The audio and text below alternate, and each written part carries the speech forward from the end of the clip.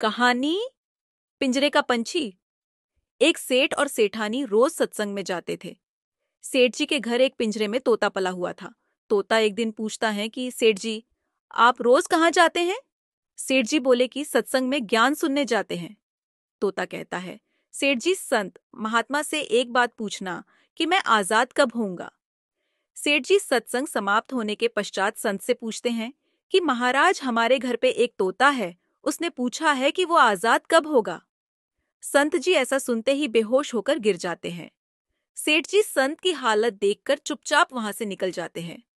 घर आते ही तोता सेठ जी से पूछता है कि सेठ जी, संत ने क्या कहा। सेठ जी कहते हैं कि तेरी किस्मत ही खराब है, जो तेरी आजादी की बात पूछते ही वो बेहोश हो गए।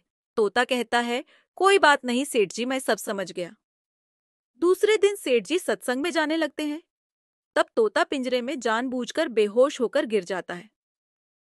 सेठ जी उसे मरा हुआ मानकर जैसे ही उसे पिंजरे से बाहर निकालते हैं तो वो उड़ जाता है। सत्संग जाते ही संत सेठ जी से पूछते हैं कि कल आप उस तोते के बारे में पूछ रहे थे ना, अब वो कहाँ है? सेठ जी कहते हैं, हाँ महाराज, आज सुबह सुबह वो जानबूझकर बेहोश हो गया। मैंने देखा कि वो मर गया है, इसलिए मैंने उसे जैसे ही बाहर निकाला तो वो उड़ गया।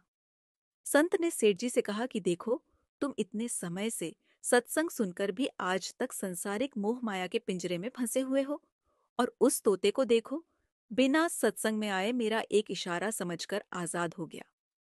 इस कहानी से तात्पर्य यह है कि हम सत्संग में तो जाते हैं, ज्ञान की बातें करते हैं या सुनते भी हैं, पर हमारा मन हमेशा संसारिक बातों में ही उलझा रहता है।